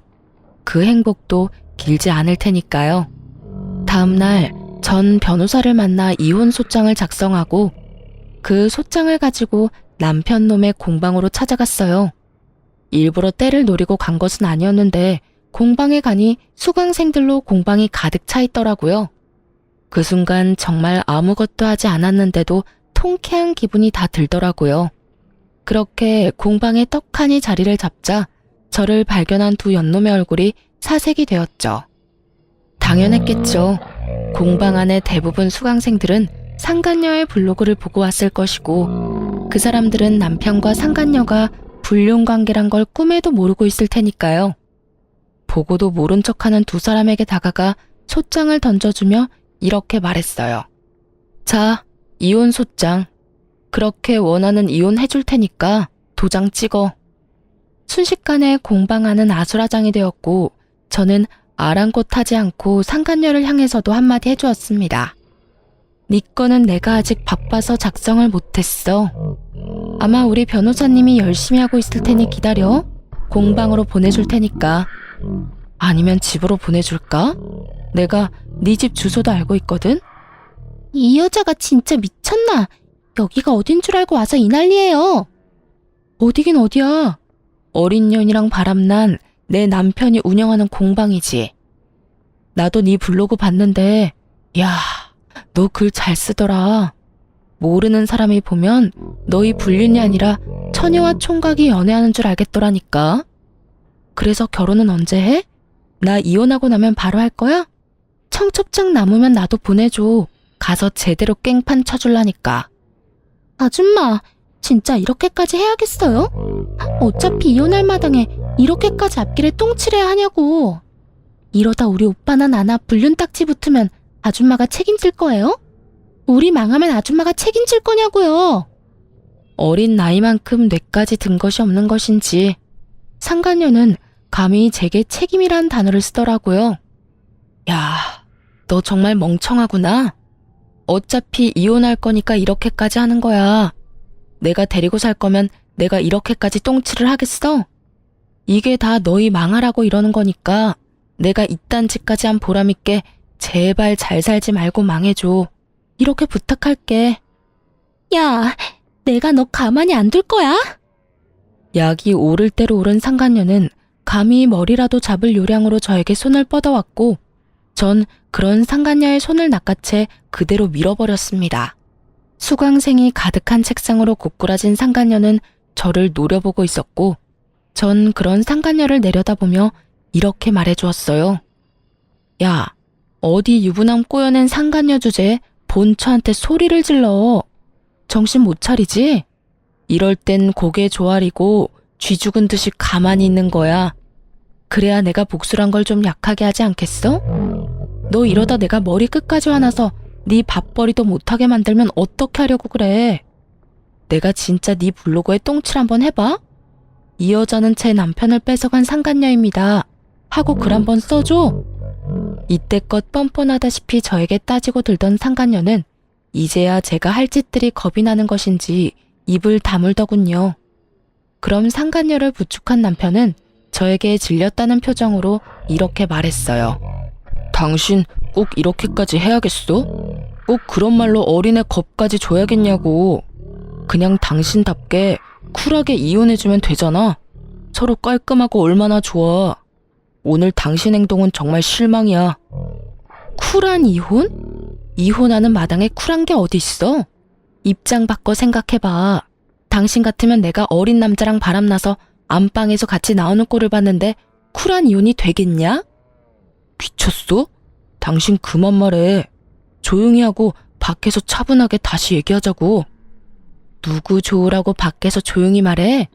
그렇게 둘이 떳떳하면 감추지 말고 사람들 앞에서 진실을 다 말해줘야지. 안 그래? 보기 좋은 커플이 알고 보니 더럽고 추악한 불륜 사이였던 걸 나만 알면 안 되잖아. 왜? 이제야 쪽팔리냐? 더 말해줄까? 아, 너 우리 엄마한테 받아먹을 재산 없다며 내 앞에서 바람 피우고 다닌 것도 사람들 알아야 될 텐데. 그치? 조용히 안 해? 당신 영업방해로 신고하기 전에. 그제서야 주변에 웅성거리는 소리를 들은 남편 놈이 새하얗게 질려 말을 멈추더군요. 와, 대박 사건. 방금 들었어? 어떻게 사람이 저렇게 뻔뻔할 수 있냐? 나 같은 미안해서 얼굴도 못 들고 다닐 것 같은데. 그러게, 블로그 보고 예약했는데 이 집도 곧 망하겠네? 나 방금 그거 영상으로 찍었는데 유튜브에 올릴까? 그럼 조회수 대박 날 듯? 급기야 남편 놈은 영상을 지우라고 손님을 향해 고함을 지르더군요. 화난 손님들이 모두 자리를 박차고 일어나 이 공방에서 수업 들을 생각 없다며 환불해달라고 성화를 내고 또 어떤 손님은 몰래 경찰에 신고를 했더라고요. 아주 난장판이 따로 없었죠. 두 연놈들은 동영상에 자신들 얼굴이라도 찍힐까봐 급하게 숨기느라 애쓰더군요. 보는 눈들이 많으니 제가 계획한 대로 두 연놈의 민낯을 퍼뜨리는 데 성공했어요. 저는 여유롭게 가게를 나가며 마지막으로 경고의 말을 남기고 떠났어요. 난 너네 평생 망할 때까지 두 눈 똑똑히 뜨고 지켜볼 거거든. 그런 내가 이 정도 똥칠로 끝내준다고 하면 고마운 줄이나 알아. 공방을 나오는데 기분이 너무 상쾌하더라고요. 때마침 하늘도 청량하고 무엇보다 제 할 일은 다 했다 싶더라고요. 사람 많은 곳에서 소문도 내줬고 초장도 건네주었고 무엇보다 저 상간녀에게 한 방 먹이기도 했고요. 이후로 빠르게 이혼을 진행했습니다. 남편에게 위자료 청구는 물론이고 상간녀에게도 위자료를 청구하고 두 사람에게 위자료를 받을 수 있었어요. 22살 어린 나이에 상간녀 딱지를 얻게 된 상간녀는 블로그 운영도 하지 못하는 상태가 되었다고 하더라고요. 그날 공방에 온 수강생들은 너도 나도 할 것 없이 남편과 상간녀는 죽고 못 사는 커플이 아니라 손가락질 당해도 싼 불륜이라는 사실을 퍼뜨려 주었고, 그 덕에 협찬이 다 끊기는 건 물론 악플을 감당하지 못해 블로그를 없애버렸다고 하더라고요. 전 남편의 처지도 별반 다르지 않았어요. 수강생분 중에 저와 비슷한 경험을 한 분이 계시기라도 한 것이었는지 아주 작정하고 소문을 내주셨더라고요. 단골 수강생분들 뿐만 아니라 주변 상가에도 소문을 쫙 내버려 얼굴조차 들고 다닐 수 없었던 전 남편은 이혼 후 권리금 회수도 못하고 급하게 폐업 신고를 했더군요. 공방을 얻으면서 진 빚과 위자료 등 때문에 전 남편은 빚덩이에 앉게 되었고, 상간녀 역시 본가에 들키는 바람에 한바탕 난리가 났다고 하더군요. 들리는 말엔 상간녀의 부모가 머리를 삭발에 가깝게 밀어버리고 집에서 나가지도 못하게 막고 있다고 했어요. 그렇게 1년 후 전 남편이 거짓골을 하고 찾아왔더라고요. 무슨 일이야? 당신 맞아? 왜 이렇게 변했어? 머리부터 발끝까지 돈이 다 얼마야? 남편은 화들짝 놀라며 저를 위아래로 훑더군요. 그도 그럴 것이 제 처지가 이혼할 때와는 달라도 너무 달라져 있었거든요. 저는 회사 운영을 좌지우지할 일을 성공리에 마무리하게 되었고, 그야말로 그 일이 대박이 나면서 회사가 다시 자리 잡은 것도 모자라 회사 설립 이래 최대 순이익을 달성하고 있을 때였어요. 게다가 전 남편이 찾아온 시기가 한참 거래처 미팅을 많이 다닐 때라 한껏 차려입고 다닐 때였죠. 그런 제 모습을 본 남편이 놀라는 것은 당연했고, 저 역시 그런 남편에게 말해주었어요. 엄마 회사 안 망했어. 오히려 더 잘 풀려서 요샌 좀 살만해. 그런데 갑자기 웬일이야? 나 잘 사나 못 사나 감시하려고 온 건 아닐 거고. 할 말 있으면 빨리 하고 가줄래? 나 피곤하거든. 뭘 그렇게 보고만 있어. 내 말 안 들려? 전 남편은 멍하니 넋이 빠진 채로 저를 보다가 제가 재촉하는 소리에 정신을 차리고 저에게 애원하기 시작하더군요. 여보, 내가 정말 잘못했어. 내가 잠시 미쳤었나 봐. 내가 제정신이 아니었어. 뭐래? 그럼 네가 저지른 일이 다 없어지기라도 한다니? 사람 봐가면서 애원해야지 내가 만만하냐? 나 진짜 반성 많이 했으니까 나 좀 다시 받아주라. 나 그 어린 계집이랑은 진짜 끝났고 그동안 여러 가지 생각하면서 반성도 많이 했어. 날 진정으로 사랑해주고 아껴준 사람은 당신뿐이었단 사실도 깨달았고 말이야. 그러니까 나 한 번만 용서해주고 받아주면 내가 평생 갚으면서 살게. 당신이 하라는 건 다 하면서 당신이 시키는 건 군말하지 않고 살게. 그러니까 제발 용서해줘, 응? 정말이야? 정말 내가 용서만 해주면 내가 시키는 대로 할 거야? 제 말에 전 남편은 눈을 반짝이며 세차게 대답하더라고요. 응, 정말이야. 그래? 그러면 용서해 줄게. 정말? 정말이지? 정말 고마워, 여보. 고마울 필요는 없고 내가 용서해주면 시키는 대로 다 한다고 했지? 난 지금 당신이 내 눈앞에서 좀 꺼져줬으면 좋겠어. 그리고 죽는 그날까지 내 눈앞에 나타나지도 말고 당신 소식 같은 건 내 귀에 들리지도 않게 해줬으면 좋겠어. 그 순간 빛나던 전 남편의 눈빛이 잿빛이 되며 저에게 더 애절하게 매달리기 시작하더라고요. 여보, 제발 그러지 말고 나 좀 용서해줘. 나 바람 피워서 이혼한 거 우리 집에서도 다 알게 돼서 정말 오갈 데도 없단 말이야. 빚은 갚아도 끝이 없고 공방도 불륜 저지른 공방이라고 소문이 나서 문 닫고 이젠 빚 갚을 돈도 없어. 그러니까 당신이 예정을 생각해서라도 나 좀 살려주라. 나랑 같이 살아주라. 제발 이렇게 빌게. 눈물까지 흘리며 애원하는 전 남편을 보는데 이대로는 안 되겠다는 생각이 들더군요. 손이 발이 되게 비는 전 남편의 뺨을 내리쳐버리곤 이렇게 말해주었습니다. 이제 와서 잘못? 용서? 웃기지 마. 너 오갈 데 없어지고 앞으로 사는 게 막막하니까 찾아와서 이딴 짓 하는 거 누가 모를 줄 알아? 너 나한테 모든 사실을 들킨 뒤에도 나한테 미안하다는 말 한마디도 한 적이 없었고 미안한 표정 한 번 지은 적도 없어. 그런 네가 이제 와서 이렇게 울고불고 한다고 내가 받아줄 거라 생각했어? 착각도 유분수다 진짜. 너 다신 찾아오지 마. 한 번만 더 찾아오면 너네 부모 불러서 너 데리고 가라 할 테니까. 알겠어? 그 후론 다신 저를 찾아오는 일은 없었고 그렇게 전 남편과의 인연도 끝이 났습니다. 여전히 저는 회사에 다니며 잘 지내고 있습니다.